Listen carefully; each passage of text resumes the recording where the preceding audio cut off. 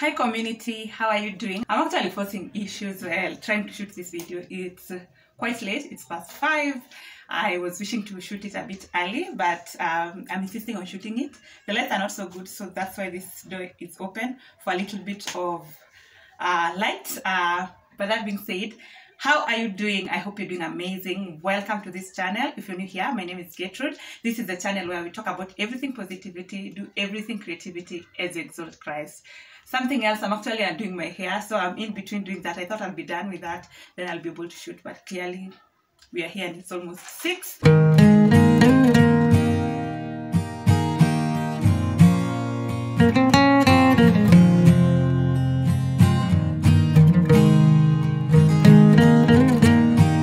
Today, I'll want to share something. Still on the series of my life journey, and today I want to share about some of the things I would have done differently while relocating if I knew better.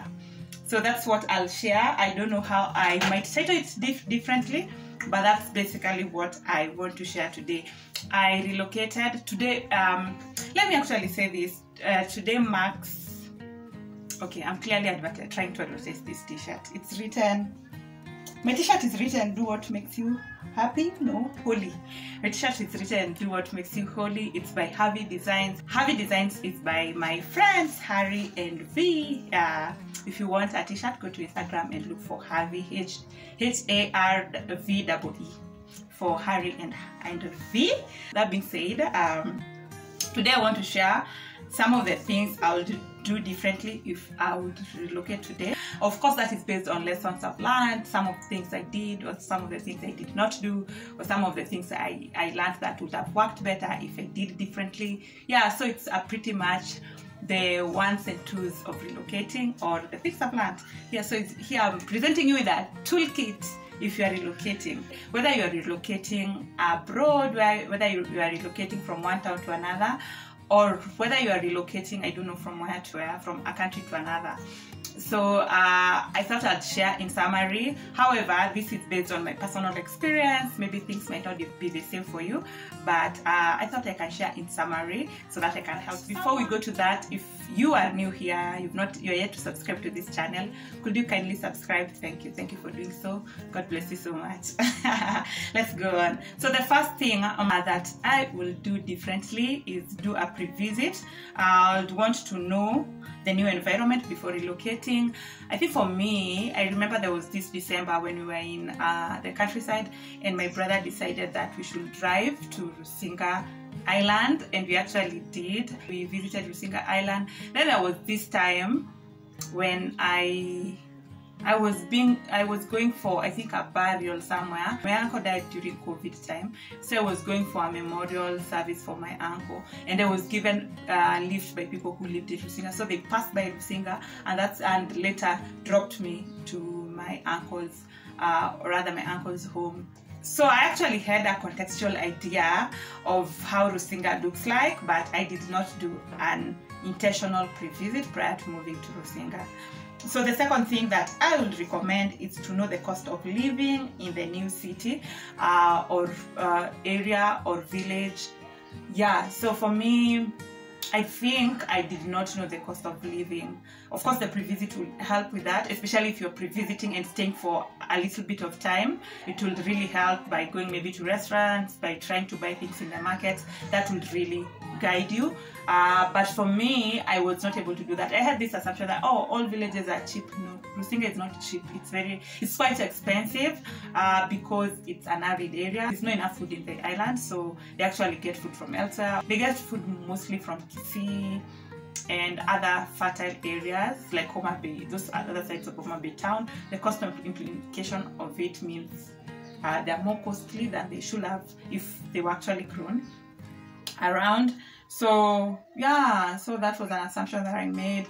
Housing is also not as cheap because I remember this time I was looking for a house, and then someone told me, but that's expensive if you were to consider that that's a village. I don't know how much housing should be, but it's definitely cheaper in relation to Nairobi. But of course in Nairobi, they sell to you accessibility. Accessibility is also costed in the rent. So the more accessible places are more expensive than the least accessible. But of course, Rusinga is less accessible in terms of the kind of transportation that is there and whatnot, like towns and all that. So of course that explains why the housing is cheap, but I hear that it's not as cheap as it's supposed to be. I think I don't have that knowledge, so I'm not able to really tell, but I think I'll do a bit of house tours so that we can figure out that together. I can hear from you guys how much does houses cost in your village. Yeah, then we can actually determine whether it's expensive or not. Yeah. But other things are not as cheap. The other thing that you should not do is make long-term commitment.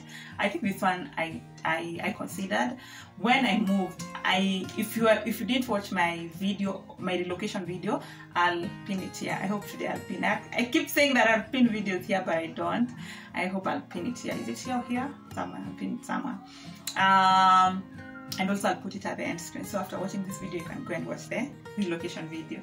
So I did not actually make long-term commitment. I did not move with all my things. I only had travel bag, which entailed my clothes, my essentials, really, not like a day bag, but more like a travel bag with extras, like a few suitcases with just my clothes and the things I needed, the immediate things that I needed. Funny enough, I left some of the things that I'm now not sure whether they are. Like my transcript, I don't know where my transcript is, imagine. I did not relocate with everything. I did not close down my house while relocating, my Nairobi house while relocating. I just picked things. And yeah. So I think that is just to help in case you don't like the place. In case things don't work for you, you can always have a change of mind. Yeah, you can always have a change of mind. Because imagine you've gotten this new job, you've moved with all your things, and then 1 month in, things are not working for you. Especially for them that have, like, I don't know, families and whatnot. Like, you have so many commitments. If things are not working for you, there's the cost implication of that. So if you're beginning a new job, I know I had a friend, if I may call him, but more like a person we're sharing the office with, who moved to, he was also working in Rusinga and he had moved. He has family. He did not move with his entire thing. He actually used to pay rent in his Nairobi office. There he was living like a squatter, you know, more like, I don't know, a mattress or a bed and a gas and just the basics, because he was like, I don't see myself here for long, so I'm just being here as I figure out things. I think at least for him, he knew that, because again, you see, he has a family, he has 2 sons, he has a wife and whatnot. So yeah. The fourth thing that I wish I did differently was to build a social support. I was not very intentional at building social support, and I'll say this in two phases, if I may call it. So one part of it means making new friends. Making new friends has a lot to do with how your transition looks like, how your time looks like in the new place. I did not make friends. I did not make the effort, and I suck at making friends. I am quite social. I think I am. I don't know. I think I can be social.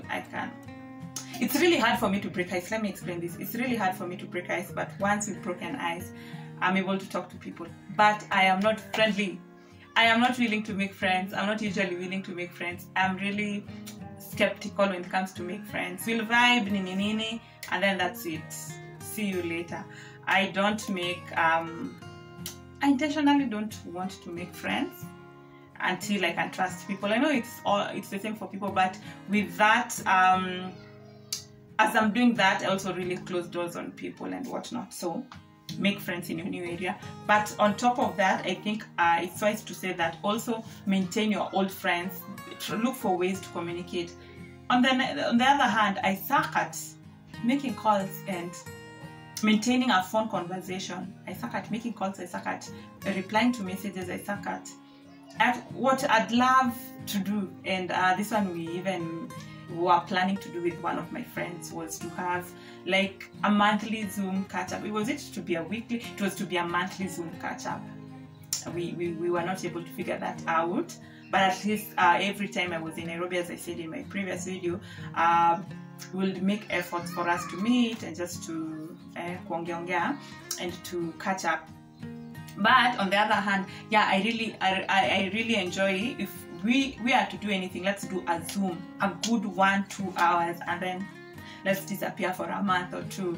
So yeah, so I'd advise also, if you can, have your friends, try to have whether you love like daily communication with friends, or whether you love one-off, like a long proper one-off, and then you do it after another month or at least weekly. Try to have that intentionally. My friends tried, some of my friends tried to be intentional. I don't think I tried to be intentional at all. Yeah, I think because I was the one who was vulnerable, but I also don't like calls. So yeah, try to make sure you have that in place, because it will help you during those moments when you're feeling like quitting, like giving up, like nothing is working for you, like I don't know what, it will come through. So that's the fourth thing. Have build a social support and a social network.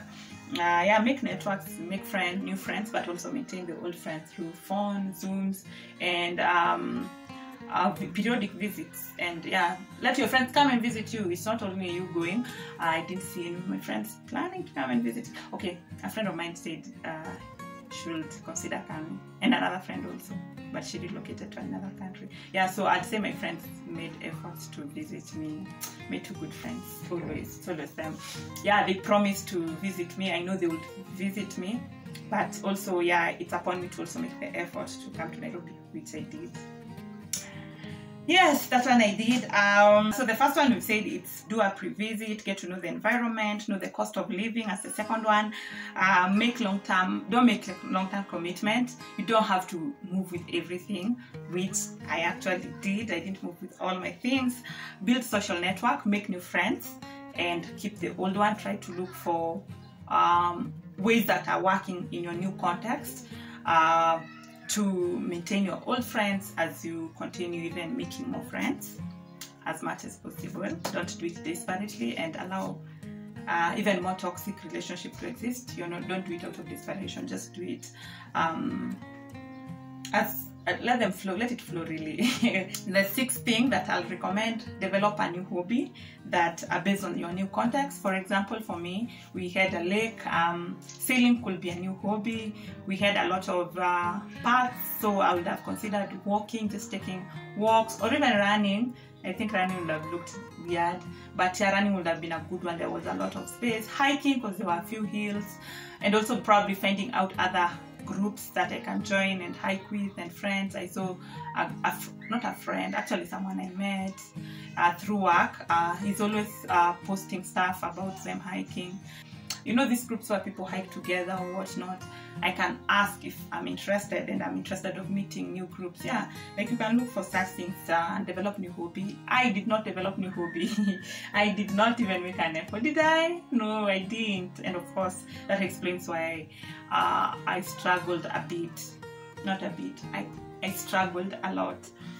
So the other thing you can do is have an accountability partner. Have someone who you're always checking in with, like how are things. Okay, it can be both ways. If you usually have an accountability partner, it works better. But if you don't, try and get an accountability partner. But now this one is really dependent whether your friends are willing, and it could be even your parents, your siblings, if you're really tight with your siblings, or they understand where you're coming from and they will be great at doing that. So you can also develop an accountability partner with them. But for me, I think I had I feel like we are not very, it's something we do every other often. Like every time, my friends are very intentional friends. My two really good friends. I have other friends who are asking me maybe hard questions and whatnot, but maybe where I saw intentionality is in my two friends. Every time I came around, we'll sit down and they're like, so how is it going? And I'll pour out to them, and then of course they will also share. But I'm just saying this so that if you're the relocating person, be intentional about doing that. Beyond the way you usually do it, let the intentionality increase, because now you're in that new, it's a new experience altogether. and you need it. It's a necessity at this juncture as compared with before. So the eighth thing is, I feel like I left something, so I'll share this as the eighth thing, then that one will be the ninth thing, then I'll have a 10th thing. Okay, so the eighth thing is journal. Journal really helps. For me, I think taking videos was helping, but also I feel like I wasn't as consistent. I didn't journal a lot during that time. Maybe I journaled about my faith journey, which I even doubt whether I did as much as I was doing before. I feel like before I was doing more of journaling than this time. So I'd recommend, since it's something I didn't do and I probably missed out on some experiences I had, I'd recommend you checking in with yourself. Of course, it's good to check in with people, but also check in with yourself. Figure out, how are you feeling today? How are you feeling about how is the journey? So you can also know, when did it stop being so hard? When did it become a little bit easy? Okay, someone would say, why should I know that? But I'm like, I don't know. Like, for me, I always want to know things about my life. What am I experiencing? How am I feeling? I really want to be present in my life. So I think that will really help you to be present in your life. So I'd recommend journaling. It's something that I didn't do as much. I will do it. I think I'll encourage someone to do it, to have a more worthwhile transition and a more worthwhile relocation. The other thing is, this is for Christians mostly. I'd say Christian generally, but much more important for believers. And I usually say this is a channel where we do everything creativity. We do everything creativity, talk about everything positivity as you exalt Christ. So this is a faith-based channel, and we cannot have even one episode without speaking about God, because it's the center stage for our lives. So for me, I'd also recommend you having a faith community. Whenever possible, get a church, get a new church. Don't be like me. Try to get a church soon, somewhere you can go and get nourished in your faith.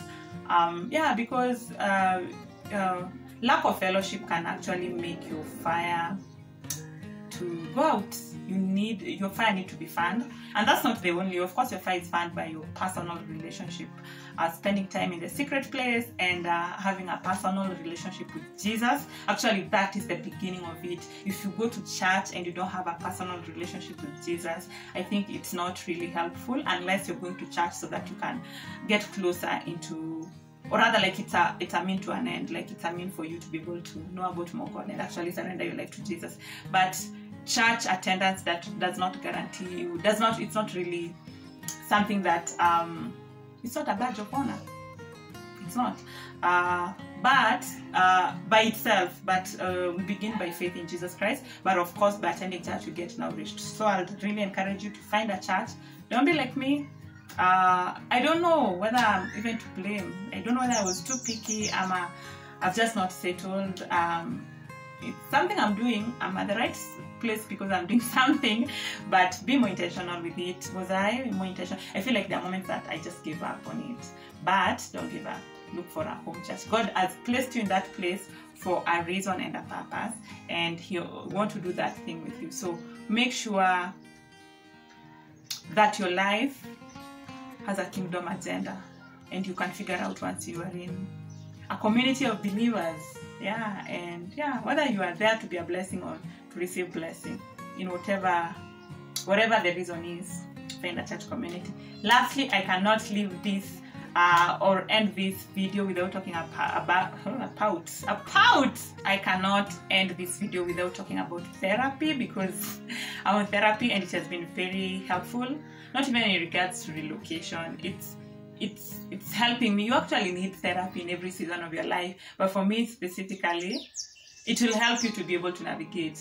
If you're in that season, just take it. You need it even if you're not relocating. But I'd say also, if you don't have other issues, relocating by itself, you'll just feel out of your comfort zone. So you need therapy. So I'd encourage anyone to be able to speak to a professional therapist to be able to help you to navigate the changes of life, especially if it's a hard thing for you. For some of you, it's not very hard to relocate. Probably you've relocated from a town to another, a country to another. But still, even if you've done that, you might not know how this time, the implication of this time round. So just go to therapy. Go to therapy. Yeah, I'm here advocating for mental health, because I really want you to be in a right mental health state while navigating through life, because this journey of life is crazy with capitals all over. So be intentional, as intentional as possible. And that's my encouragement for you today. Those are the 10 things, more like 9 things, but they're 10. The 10th one is therapy, that I think I did not do right. Some I did, but I could do better if I'm to relocate to another place. Yeah, I wish I did better. Now that I have the toolkit, next time if I'm relocating, so that's it. That's basically what I needed to talk about, and those are the things I wished I did better. If you're going through that season of life, I wish you all the best. May God help you. Beyond the toolkits that I'm giving you, there's nothing we can do without God. Ultimately, it's God that gives us the grace to live each day after another, and to be able to actually live this life. Okay? You need God beyond anything. God bless you so much. See you on the next one. I had a contextual idea. Bellamy, I'm shooting a video. Let me see on TV.